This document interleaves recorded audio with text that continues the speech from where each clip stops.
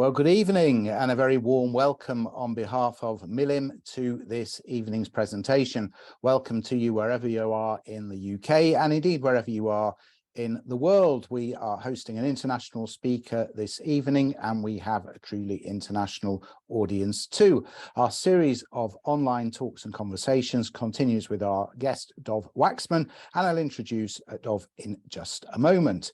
A little bit of housekeeping first. We'd love you to ask questions. Please do this by typing whatever you'd like to ask into the Q&A facility on your screen, and we'll do our best as ever to get through as many of your questions as we can.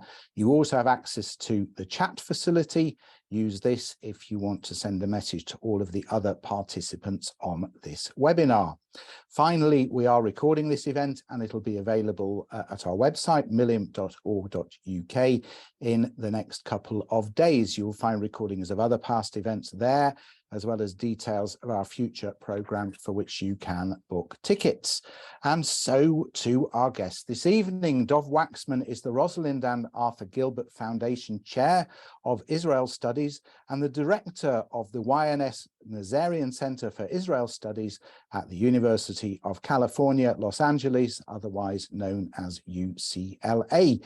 He received his PhD and MA degrees from Johns Hopkins University and his BA from Oxford University. He's the author of 4 books: The Pursuit of Peace and the Crisis of Israeli Identity, Israel's Palestinians, The Conflict Within, Trouble in the Tribe, The American Jewish Conflicts Over Israel, and more recently, The Israel-Palestinian Conflict, What Everyone Needs to Know, published by the Oxford University Press back in 2019. Dov's writing has also been published in the New York Times, the Washington Post, the Los Angeles Times, and the Atlantic. He joins us from Los Angeles, and this evening we are going to be chatting about contemporary anti-Semitism. Welcome, Dov. Nice to have you with us. Thank you. Happy to be here. Now, there seems to be little doubt that anti-Semitism is rising. Why do you think that's the case? Well, I think, there isn't a single reason. I think it differs from place to place. I think, in part, what we're seeing is the more public expression of anti-Semitism. So it's not clear necessarily that there was less anti-Semitism in the past, that people held less anti-Semitic attitudes, but there was certainly less open expression of those anti-Semitic attitudes. In the past, I think anti-Semitism was, to a large extent marginalized. People felt embarrassed or ashamed to express it publicly. It was frowned upon. It wasn't printed in the mainstream media. So part of what we've seen over the last decade or so has been the more open expression of that, as I think there's a sense that it's become more acceptable to express anti-Semitism, along with more other kinds of racism. We've seen this kind of open expression of hate speech online. And I think a big part of that has to do with the internet and social media, which has essentially allowed people to, first of all, reach very large audience online. And so we've seen this kind of dissemination of anti-Semitism online, but it's also, therefore, I think, reduced that taboo, if you like, that existed in the past, because people now feel that they live in a more in an environment which is more permissive to express all sorts of ideas that were once, considered beyond the pale. So I think, the internet and social media is a big part of it, but I think in terms of the anti-Semitic attitudes, we're also we've just lived through a pandemic. We're living through a time of great economic upheaval for many people. And in those periods, in periods of economic, political crisis, I think often people look for scapegoats and look for a kind of convenient explanation to make sense of the world they're in. And that means that they often reach for conspiracy theories to kind of explain the hidden forces, explaining these phenomena that are happening, which they can't really understand and they can't control. And in those circumstances, anti-Semitic conspiracy theories often gain a lot of currency. And I think that's also part of why we're seeing this resurgence of anti-Semitism today. We might dig a little deeper into social media a little bit later on. In terms of anti-Semitism itself, is it something that's easy to define? It used to be, I think, something that was easy. I mean, there's always been a debate and disagreement among scholars of anti-Semitism. There's always been a long-standing disagreement as to whether anti-Semitism should refer to a modern ideology, one that really emerged in Central Europe and in Germany in the late 19th century, and the distinction between kind of modern anti-Semitism based upon, pseudo-scientific race theories and ideas of biological difference, and the distinction between that and more traditional Jew hatred, which was driven in part by religious factors. So many scholars kind of said anti-Semitism is this distinctly modern ideology. It comes about as a response to Jewish emancipation, and it's really an attempt to kind of push Jews in some sense back into the ghetto. And some scholars still believe that more narrower definition of that understanding of anti-Semitism should be the correct one. But in more popular writing and in public discourse, anti-Semitism has over time become to be seen as a more generic expression of Jew hatred, or something that has really persisted over millennia, not just a modern ideology and not just one based upon, racial ideas about Jewish difference, but something that's kind of shifted form and expression in different historical periods, but has been around for thousands of years. And if we take that understanding, which is really, I think, the public understanding, the popular understanding, then the question is, so what is it exactly? I mean, what is this phenomenon that can link, the Jew hatred expressed in pre-Hellenistic era with modern anti-Semitism, the Nazi variety, and include things like the Crusades and the Spanish Inquisition. And it's very hard to kind of identify what unites all of these historically different kinds of phenomena. And so, the traditional answer to that was hatred of Jews, simply. That basically, for most people, anti-Semitism simply meant hatred of Jews. I think that understanding, that view of anti-Semitism as just being about hating Jews is no longer the one that at least most activists and experts on anti-Semitism take, but rather they now have a broader understanding of what anti-Semitism is, based in many ways upon how we understand racism, anti-Black racism, for example, as not just about prejudice, it's not just how a person feels towards Jews or what they think about Jews, but also crucially actions and behavior. So it's not just about, emotions and attitudes. It's also about how people or groups or governments or institutions treat Jews, the behavior, and that, in other words, particularly discrimination. And then we also now talk about things like anti-Semitic tropes and stereotypes, things that even if there's no intention behind, even if a person might use an anti-Semitic trope without necessarily harboring animosity towards Jews, and that trope might not lead to anti-Semitic action, it might not lead to actual behavior, but it is still, we still think of it as anti-Semitism.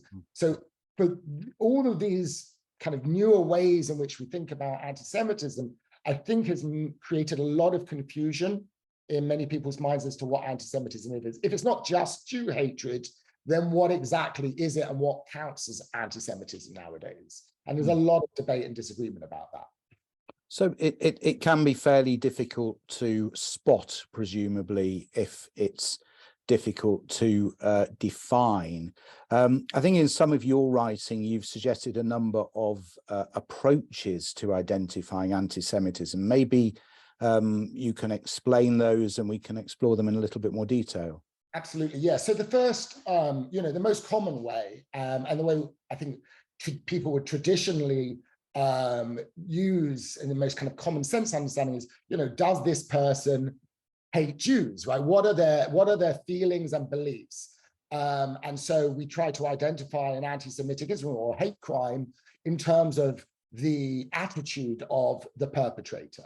right? And it's not necessarily simply hatred. They might, another very common, if you like, anti-Semitic emotion is contempt, right? Disdain. So it's not just simply something that's motivated by hatred. And that's still how we identify, still how the police try to identify a hate crime. Does the person harbor animosity towards Jews, or do they have anti-Semitic beliefs about Jews?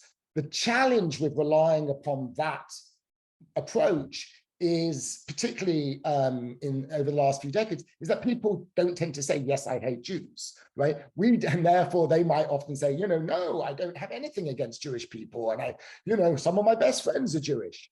And so because people often deny, and in some cases, those denials might well be sincere in that they may not even know that they harbor anti-Semitic ideas, right? They might actually think that they don't and be genuinely telling what they think is the truth, even though they're actually are biased against Jews. So we now, as a result of the problems of just relying upon that, and we don't have access to people's minds, so we can't clearly say, this is an anti-Semitic incident if somebody says they deny having any anti-Semitic sentiment, and we can't easily prove that.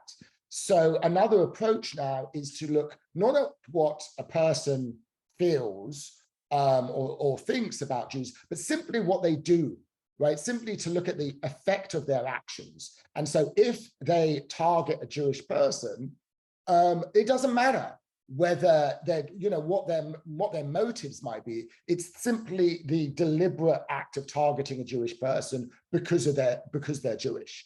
And so this approach looks at anti-Semitism in terms of outcomes or impact.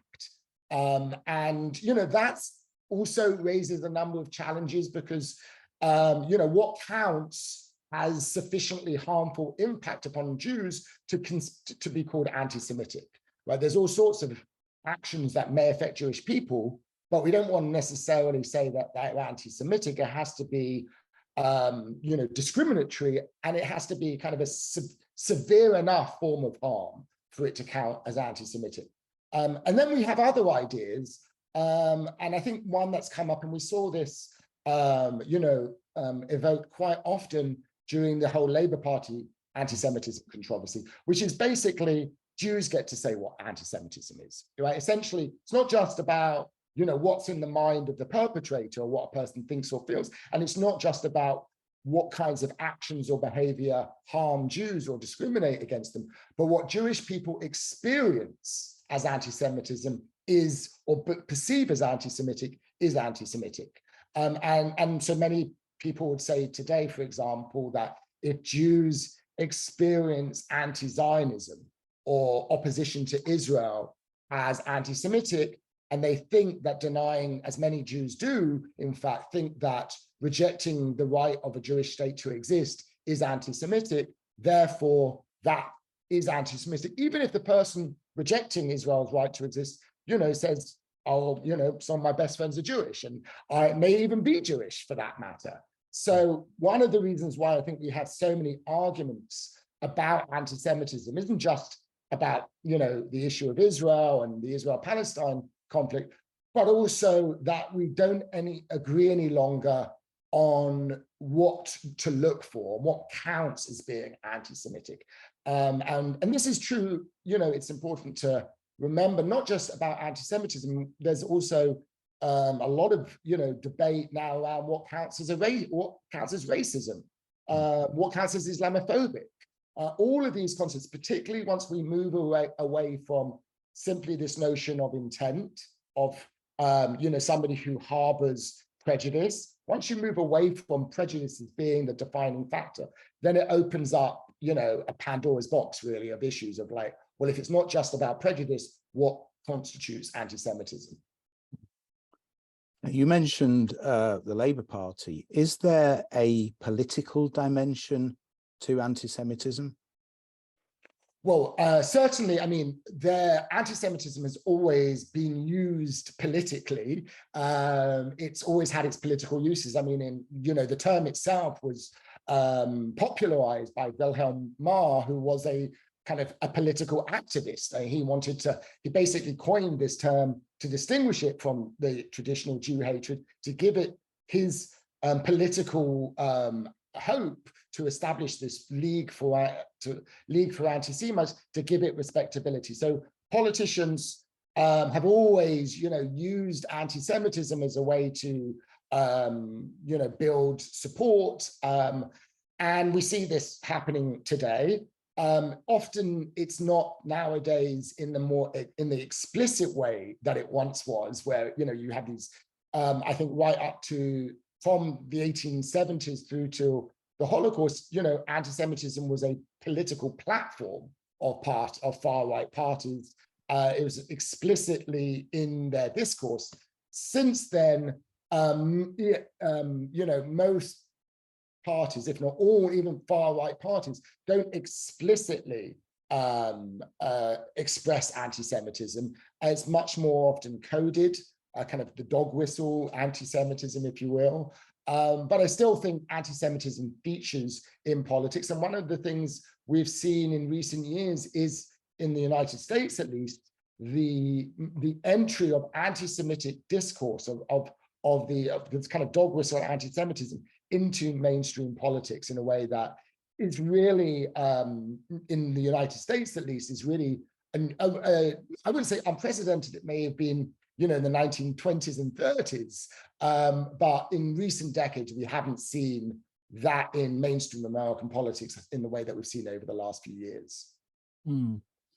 We'll come back to America later on. So it's apparent that there can be significant doubt about what is or isn't anti-Semitism.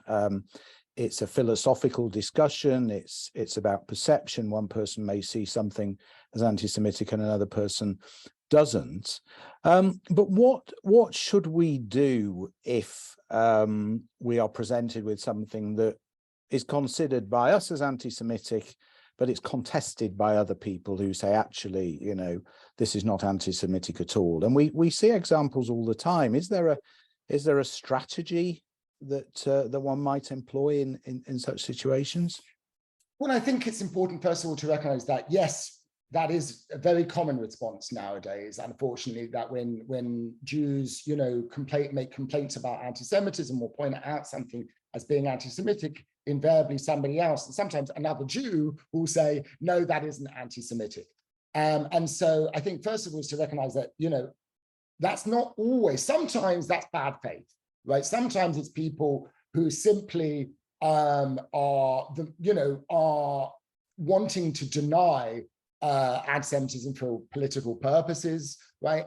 But in many cases, I think when somebody responds in that manner and says, questions it, it's not necessarily out of bad faith. It's because they might believe, for example, as many people do, that anti-Semitism is just about Jew hate, as about hatred of Jews. And so if they're saying, well, that's not anti-Semitic, what they're saying is this person or this group, or, this wasn't motivated by hatred of Jews. And I think when we hear that, we need to kind of explain why it is anti-Semitic, right? And that means often educating people about the ways in which anti-Semitism operates and works, which isn't simply just about people, hating Jews. It can operate in more subtle and invidious ways. And I think we shouldn't assume when somebody questions that, questions an anti-Semitism charge, that they are that they're hostile, so much as that they're maybe just ignorant. And so it behooves us, I think, first to really educate people, to not assume that people know what anti-Semitism is. I think there was a survey in the UK a few years ago which showed that, many British people just don't know, aren't familiar with the term even, and certainly don't know what it means. And that's true in the United States as well. So, we assume often that people know these things. We assume maybe a certain familiarity with the history of anti-Semitism, which really maybe people are aware of the Holocaust, but they're certainly not aware of the longer history of anti-Semitism. They're certainly not aware of, anti-Semitic tropes or anti-Semitic stereotypes necessarily. So I think the most important thing is to educate, and to do so in a kind of patient manner, which doesn't necessarily assume ill intention on the side of our interlocutor, that we recognize that actually they just don't necessarily know, and it's important for us to educate. But if that person is repeatedly doing that, right, and that's been explained to them countless of times, then I think we shouldn't just continue to always assume that they are naive, ignorant, and then then our response should be different. So a serial offender, let's say, we must respond differently to somebody who may have inadvertently employed an anti-Semitic trope or stereotype, and that our response should be different. It should be about education and not punishment or like canceling this person or shaming this person.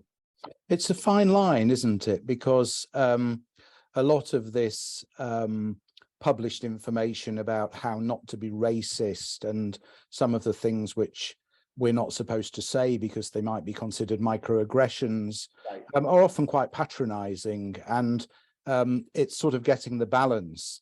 I suppose it begs the question, how does anti-Semitism or hatred of Jews differ from other forms of racism? I mean, does it differ? I'm imagining it does. It does. I mean, I think it's first of all important to think of anti-Semitism as a type of racism. Unfortunately, I think, over the last few decades, anti-Semitism kind of got disconnected from racism. And so, particularly on the left and among progressives, people think about racism and anti-racism is very important to people on the left, but they often omit anti-Semitism from their understanding of racism.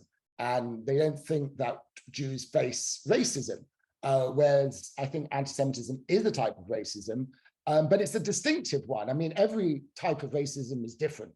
There are similarities, particularly because, many people who are racist against Jews are racist against Black people, Muslims, immigrants, etc. Racisms often go hand in hand. And some of the kind of psychological and social psychological processes that fuel these different racisms also are connected in the ways in which, a group of people might become an other, then be dehumanized, denigrated, etc., often by people to make themselves feel better about themselves and their own group membership. So there are important similarities, but there are also a lot of differences. I mean, for one thing, I think anti-Semitism is probably the oldest form of racism, in the sense that it's been around for almost as long as Jews have been around. So we're talking, thousands of years. It predates other forms of racism.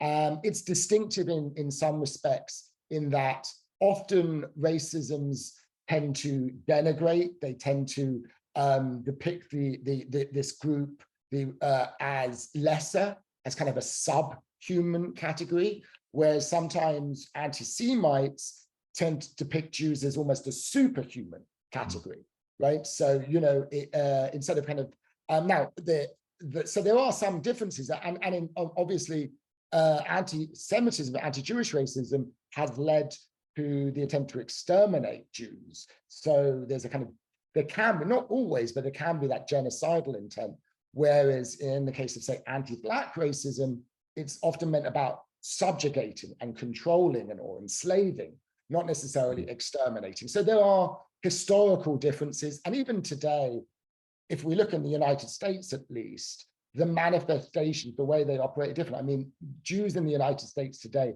do not face the kind of structural racism that Black people in the United States face. It is, I don't want to minimize the severity of anti-Semitism, but the fact is that, as a Jewish person in the US and as a white person, I don't fear for my life when I get into a car.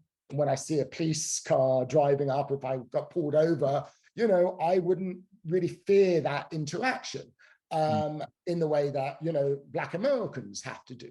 So structurally, most of the discrimination that was once prevalent against Jews in the United States, really to like the 1960s, quotas in universities and restrictions, residential restrictions, these kinds of, those have really disappeared. What we're talking about today isn't structural anti-Semitism or institutional in the same way, built into laws and discriminatory practices, but rather societal. The government is, trying to battle against that. And that's different than anti-Black racism, which I do think we can talk about, like institutional racism with its police or the prison system, etc. So, there are differences. And I think sometimes when people hear, when I talk about anti-Jewish racism, they might think I'm saying it's just the same problem. And we can talk about anti-Jewish racism without saying it's the same as anti-Black racism or anti-Muslim racism. They're different. And we don't need to get into a comparison of, which is worse. But I think we need to recognize that these are different kinds of racism. But in terms of how we respond, in many ways, we need to respond to all of these racisms because they often go together. And some of the groups or political parties that are promoting it are promoting them against all of these groups. And we can't fight, Jews can't just fight this fight alone. They need to fight against anti-Semitism along with other forms of racism.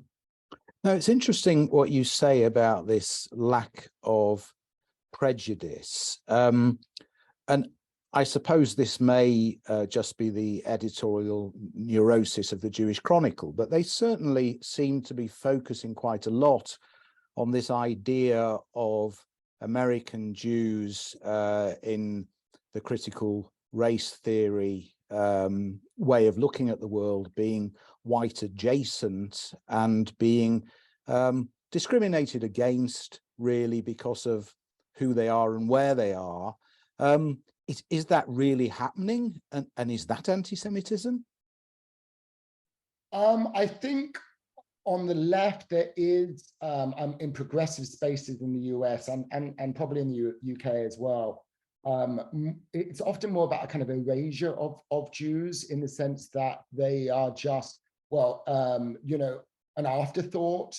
In these kind of diversity, equity, and inclusion programming, Jews are often not mentioned as victims of racism. I don't think it's necessarily hostility per se, but it's more this perception of Jews as being white, at least in the American context, so they're kind of inscribed as white, even though, something like 10% of Jews in the United States are actually people of color. So it's simply not the case, but there is that perception. Just the same as there's perception that Jews are Ashkenazi and they come originally from Eastern Europe, and that completely ignores all the Jews who are Sephardi and Mizrahi.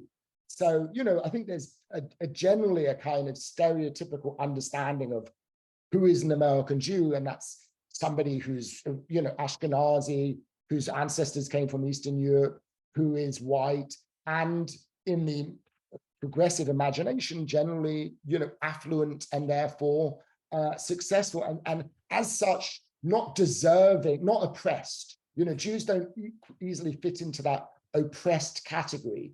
Even that, and so I think often it's more about that kind of blinkered view, a kind of blind spot where Jews just aren't considered or, or to use the, not counted, rather than necessarily hostility. But I do think, obviously, hostility to Jews can arise, particularly in the context of the Israel-Palestine issue.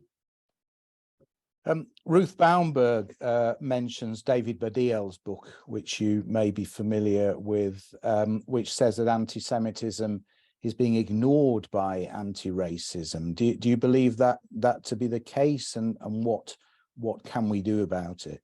So I do think there is this tendency to ignore. I mean, I think in the understanding of anti-racism, because to put it crudely, the understanding of anti-racism that's become popular is that racism is prejudice plus power, right? So racism involves punching down, it involves oppression. And because Jews aren't perceived, because they're seen as white and seen as successful and affluent, therefore they're not oppressed, and therefore there is a tendency to overlook anti-Jewish racism. And I do think that's a problem. I don't know if I would call that anti-Semitism. I think there is a danger of overusing the term anti-Semitism. And, and if we do that, if we call every time Jews are, spoken of in ignorant ways, right, or just simply ignored in some fashion, anti-Semitism, then I think we risk robbing the term of its meaning, or at least of its kind of emotional and moral power. If everything, if some omission of Jews and something is seen as anti-Semitic, then people might well stop taking anti-Semitism seriously. And I think there's a danger of that. We shouldn't overuse the term. So we can still call that out. We can, sometimes the problem is that we want to use the term anti-Semitism for anything that's wrong. Anytime Jews are upset or offended or we think something's wrong, but there's lots of other terms we can use. We can criticize it. We can say it's wrong. We can call it a kind of blind spot. We don't have to necessarily say that is anti-Semitic, but it can, as I said, be based upon, I think, stereotypes about Jews, which aren't always negative stereotypes. I mean, there's like violent Jews, the idea that Jews are successful, privileged, or affluent isn't simply a negative. Some Philo-Semites hold that same stereotype. But I think people have groups that have stereotypes. That's how they think about groups. And the stereotype for Jews, which sometimes can work for them and sometimes can work against them, is that Jews are kind of this model successful minority who don't suffer oppression or today. And I wouldn't say, and I think in many cases, Jews aren't oppressed in the way that some other groups are, whether it be in the United Kingdom or in the US. We have a comment from Yvonne Cheney, who's actually in Southern California. She says, I'm 40 miles east of Los Angeles. Anti-Semitism has soared in the past few months. Flyers have been dropped onto our driveways. The Jewish Federation of San Gabriel Valley has sent out letters to local councils asking them to address the subject. The mayor and council have agreed that our town has a population of 76,000 people with a small Jewish population, and will monitor the situation. If we see a flyer, we're asked to call the police. So there are definitely some unpleasant elements. Yeah, I mean, I'm sure there are everywhere. I actually got one of those flyers on my doorstep.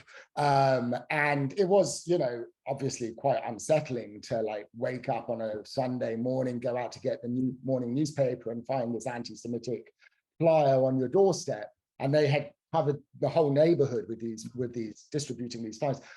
But I think we have to be careful, right? Let's just take that one case. The group that distributed those flyers, they call themselves the Goyim Defense League.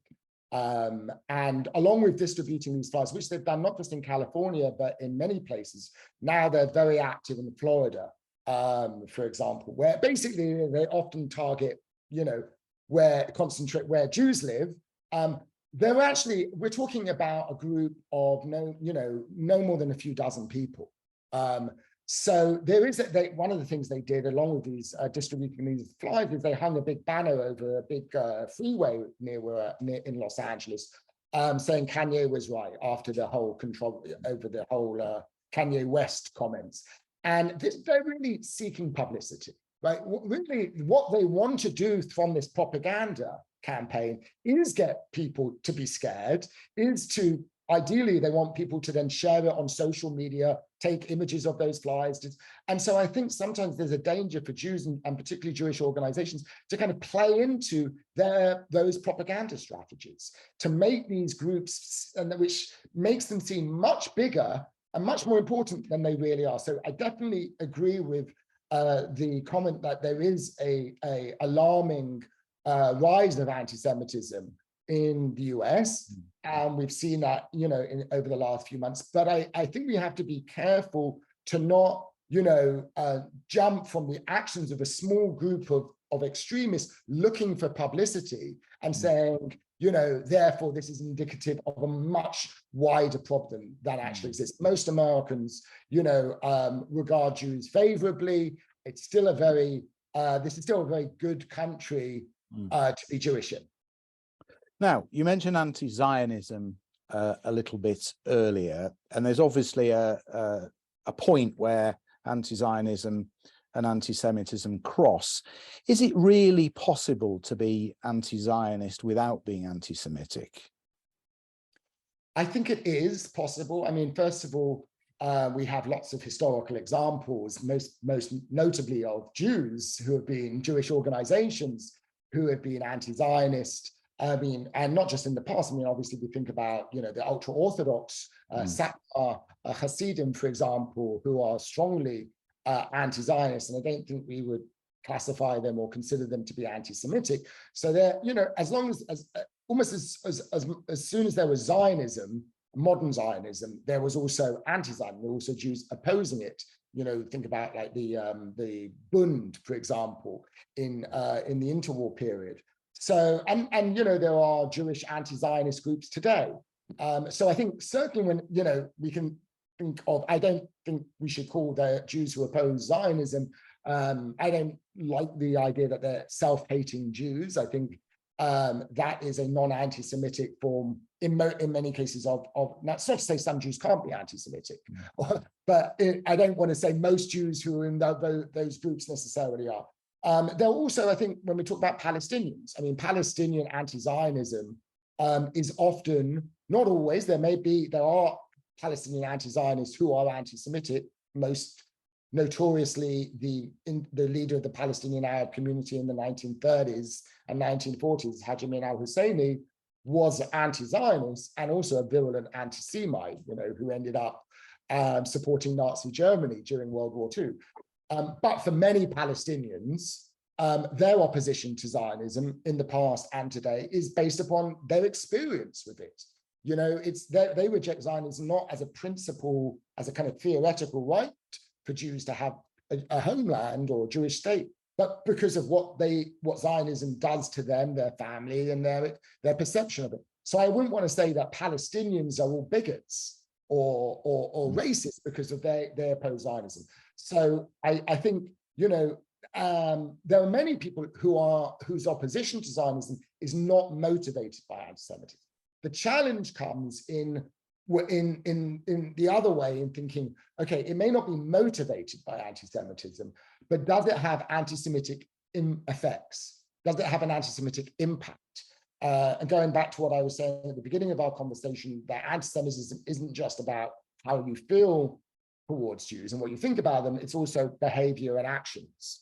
And so if anti-Zionism leads to Jews being discriminated against because they're Jewish, if it leads to the harassment of Jewish students on a college campus, for example, if it leads to the exclusion of Jews because they're Jewish, then we can say it starts to have anti-Semitic effects, even if there aren't anti-Semitic motivations. And the other way in which anti-Zionism can become anti-Semitic is if it's expressed in an anti-Semitic way, if it draws upon anti-Semitic tropes. So, you in the UK have seen this come up in conversations, I think, around the Israel lobby. When the Israel lobby is depicted as this kind of sinister cabal of Jews manipulating politics from behind the scenes and controlling the media, that often draws upon long-standing anti-Semitic tropes, anti-Semitic conspiracy theories.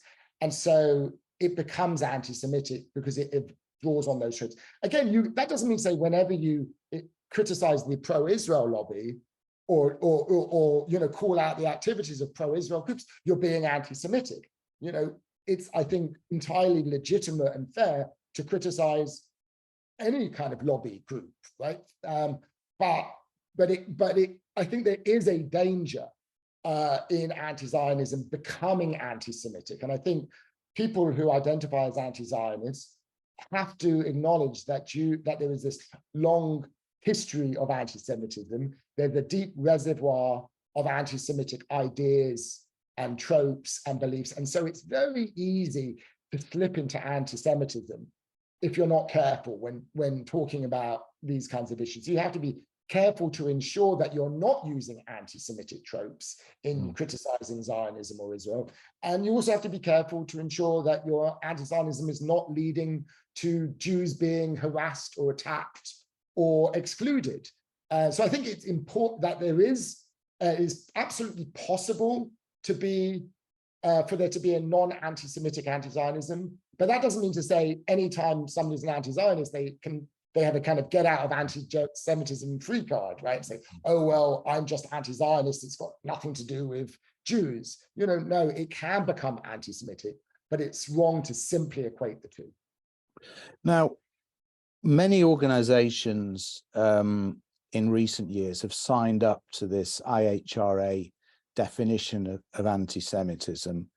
And I suppose the area where that sort of reaches a problem is Israel and anti-Zionism.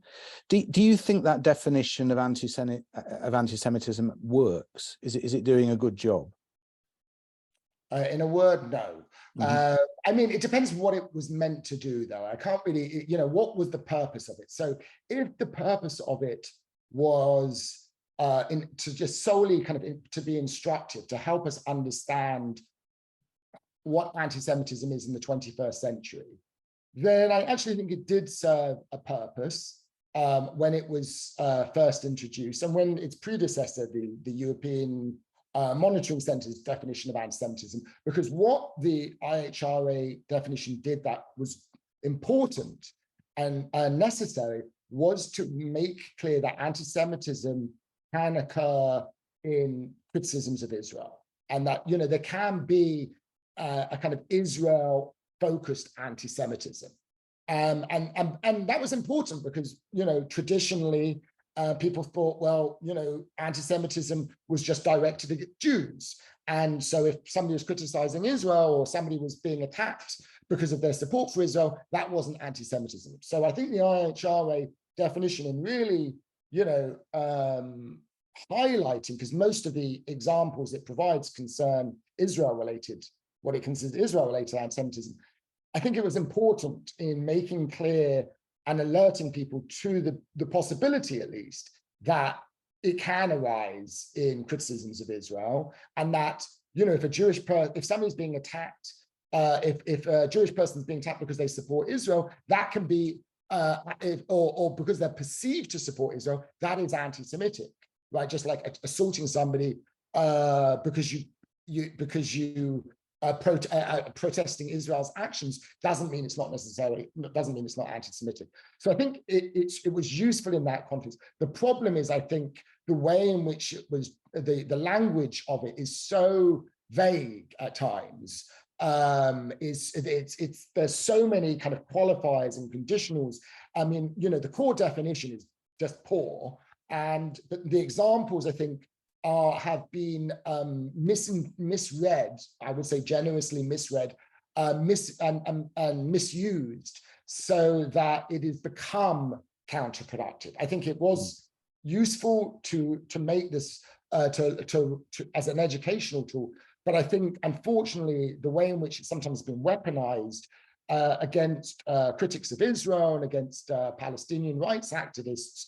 And I'm not saying that was the intention behind the drafters of this, but it's being used or misused, particularly the kind of caveats and the conditions, have been forgotten. And it's just that, and people just say, oh, the IHRA says that anti-Zionism is anti-Semitic, which it doesn't actually say, but people interpret it like that and then use it in this manner. It's become a very divisive document. So I would say, we shouldn't just get rid of it. It's useful, but it shouldn't be seen as the Torah. It's not something that cannot be improved upon. It's not something that cannot be necessarily revised. There are other definitions that have emerged, that have come out since the IHRA definition, which I think are also useful and also helpful, and they should all be considered, not just a single one that was drafted, back in 2003, 2004. So one of these is the Jerusalem Declaration, and you are a signatory to the Jerusalem Declaration, so I imagine you think it's an improvement.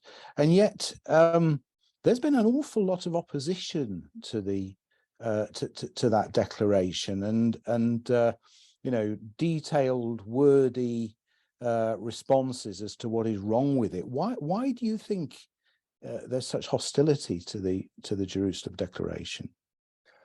Well, I think a couple of reasons. One is the status of the IHRA definition has acquired a kind of canonical status. It's become, I think, for Jewish organizations, Jewish advocacy groups, they've been promoting this because it's come to symbolize organizations or governments or institutions taking anti-Semitism seriously and listening to the Jewish community.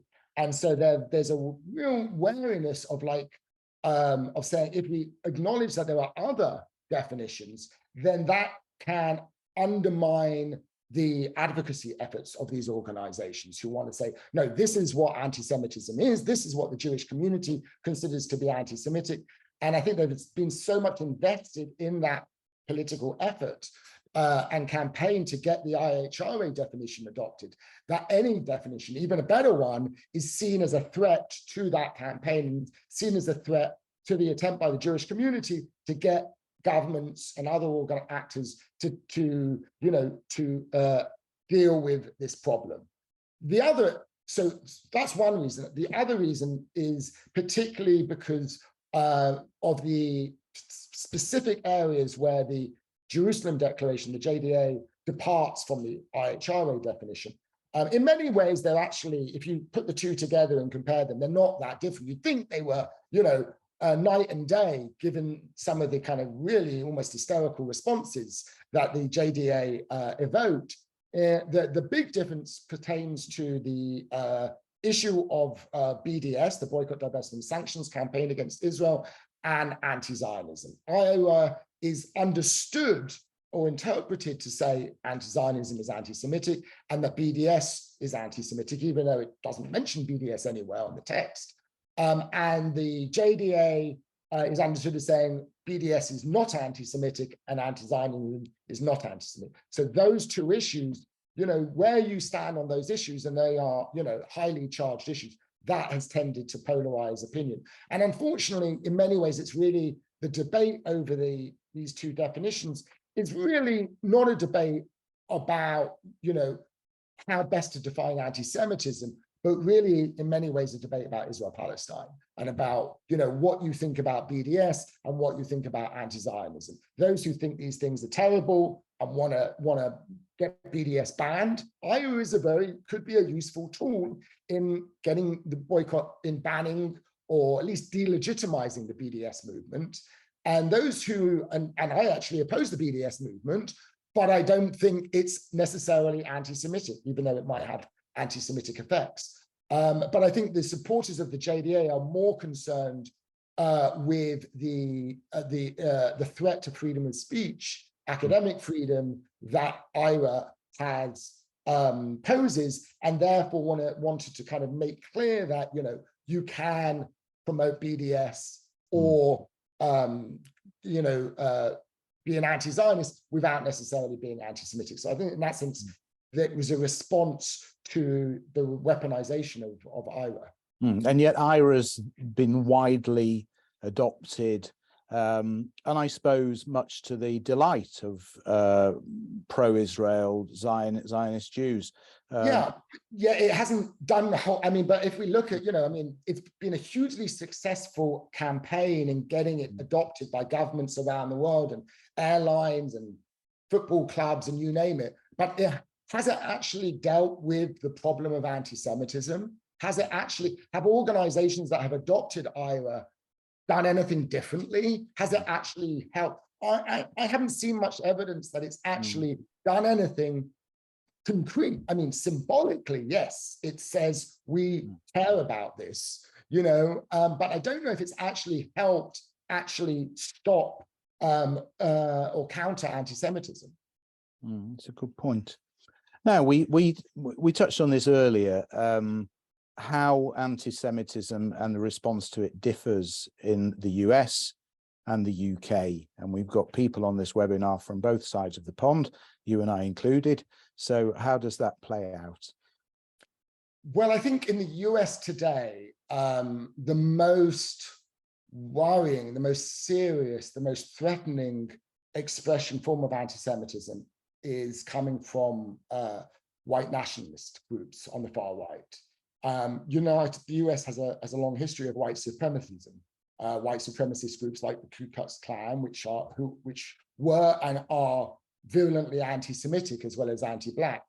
And so when we were thinking about the threat to Jewish Americans, and particularly the threat of anti-Semitic violence, it is particularly most acutely coming from these far-right groups and far-right extremists. And these are not a small group. I mean, we saw on January the 6th in the 2001, the danger that far-right extremism and some of these groups like the Proud Boys and the Oath Keepers that they pose. So, when I think from many American Jews, I'm not saying that there aren't other other kinds of anti-Semitism out there, and that it doesn't also exist on the left or on the far left, but the strength of white nationalism and the fact that white nationalism is really entering into the Republican Party in some Republican politicians have really, openly allied themselves with white nationalist groups. You had here, former President Trump having dinner with an avowed white supremacist Holocaust denier, Nick Fuentes, and Kanye West, and not apologizing for it afterwards, and he's running for president. That is a whole different scale. In the UK, you do have far-right extremist groups, you do have that issue, but I don't think the issue of far-right, the danger of far-right extremism, of white nationalism is as severe in the UK as it is in the US. In the UK, on the other hand, you do have, and in Europe in general, you do have the risk of jihadist groups, of extreme militant Islamist individuals or organizations targeting Jews. That exists here as well. But, so I think in terms of anti-Semitic violence and where the dangers of anti-Semitic violence, that's different. I don't think you see the kind of Conservative Party opening up to far-right extremists in the way that the Republican Party has done in some parts. I don't want to say all Republicans. Jews in the United States are obviously much larger. And so I think sometimes some of the discourse in the UK, like the example that came up earlier of the Jews don't count narrative, that I think is more true in the United Kingdom, where Jews are a small minority and often are just kind of forgotten about, than it is in the UK, in the US, where Jews are a prominent and large group, whom, very often there's a lot more attention to anti-Semitism in the US than there is to, say, Islamophobia. Whereas in the UK, Islamophobia, I would imagine, probably gets more attention than anti-Semitism. So, and, there are other kinds of differences in their political cultures. I mean, I'm not sure if you would have in the Democratic Party what happened in the Labour Party under Corbyn, partly because Jews are just a hugely important constituency in the Democratic Party. And so I don't think the Democratic Party would go too far to the left in the way that it did under Corbyn in the UK. Let's talk about what's happening in Israel at the moment. And Ruth Baumberg again is asking, do you think the rightward move of Israeli politics has exacerbated anti-Zionism, hostility to Israel, and anti-Semitism? My question on this is democracy really under threat, in your view? In Israel? Yeah, in Israel. Yeah, well, I think it depends what we mean, academic answer, depends what you mean by democracy. If you think of democracy as majority rule, if you have what, we would call a majoritarian conception of democracy, that it's just elections that, the majority gets to decide who's going to run the country, and having voted in these elections, and these elections are reasonably competitive, that there's more than one party running, then you would say, well, no, this isn't going to change that. And in fact, some make the argument that the current government was elected, and therefore it's reflecting the wishes of the Israeli electorate. I think most political scientists, most experts in democracy would say that is not a sufficient understanding of democracy. Democracy also involves checks and balances, restrictions on majority rule, guarantees of minority rights, an independent judiciary being a crucial feature of at least a liberal democracy. So as I see it, the threat in Israel is really to Israel, to the extent to which Israel is a liberal democracy, it's those liberal elements that are under threat. The threat is really to the independence and power of the judiciary. And the judiciary, and particularly the Supreme Court, has been important in terms of safeguarding minority rights, the rights for many groups in Israel. Those could be threatened. And the other threat is if the Supreme Court loses its ability of judicial review, that could pave the way for the government to then formally apply Israeli sovereignty over parts of the West Bank without, in other words, formally annexing it, without giving Palestinians their equal rights. And that would turn Israel effectively into a non-democracy if more than 50% of the population within Israel's official borders after annexation doesn't have the right to vote for the government, doesn't have equal rights, then I think it becomes hard to call Israel a democracy. So does that fuel anti-Zionism? Absolutely. I think, hardcore anti-Zionists already convinced Israel isn't a democracy. But there are other people who are observing what's going on and observing this kind of slide, at least into a liberal democracy. And I think the belief that Israel is a Jewish and democratic state has been very important in terms of Israel's legitimacy, both for Jews and non-Jews. And to the extent that Israel is seen as becoming more Jewish and less democratic, I think that erodes Israel's legitimacy, on the world stage and even among Jews themselves. We have a couple of other questions about anti-Semitism.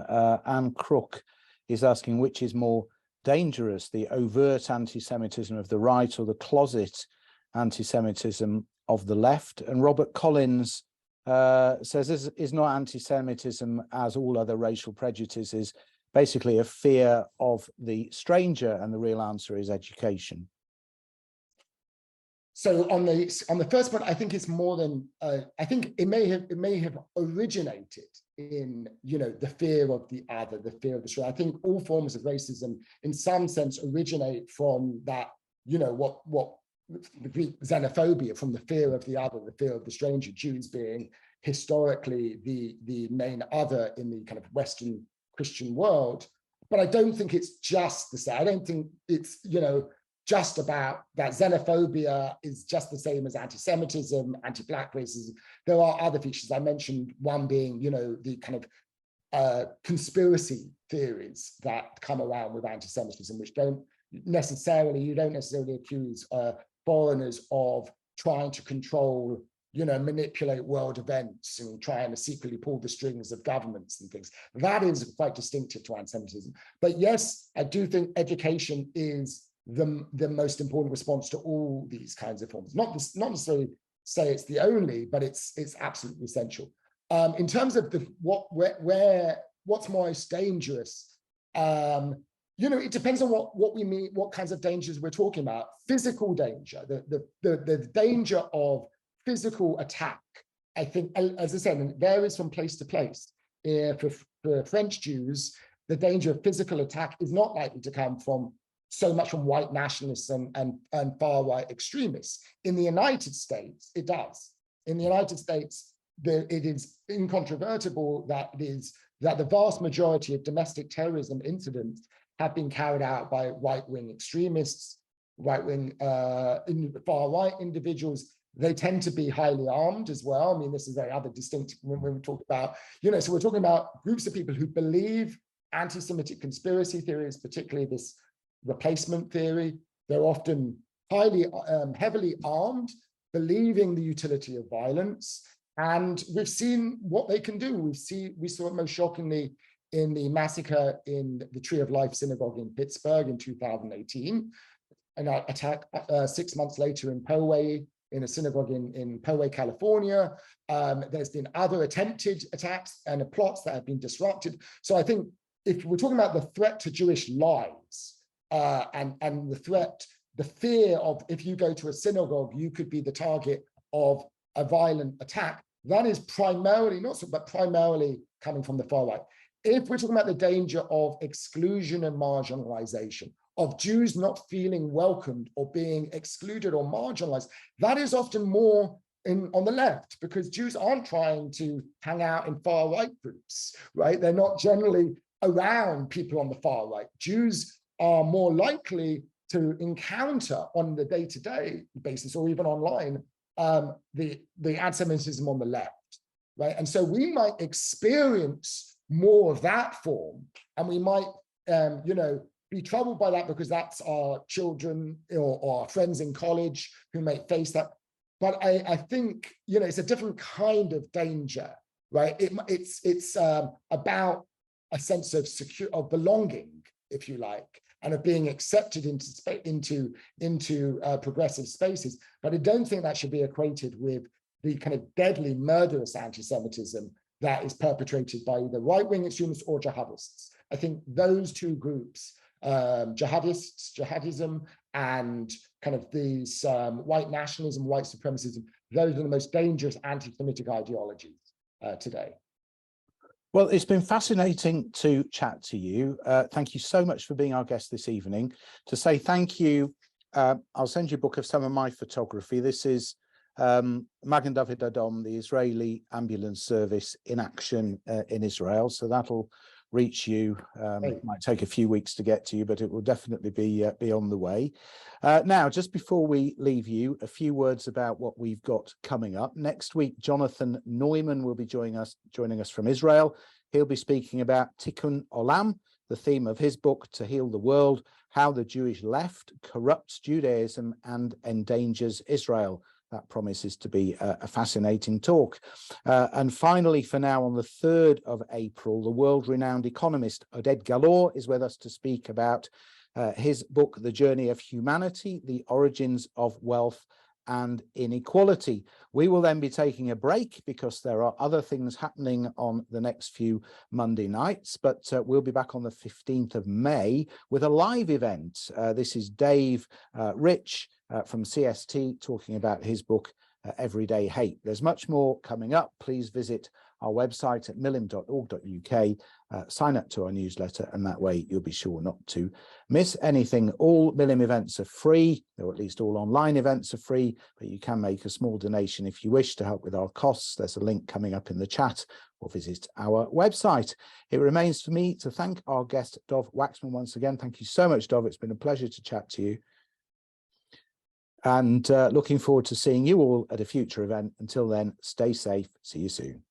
Thanks, everybody. Bye.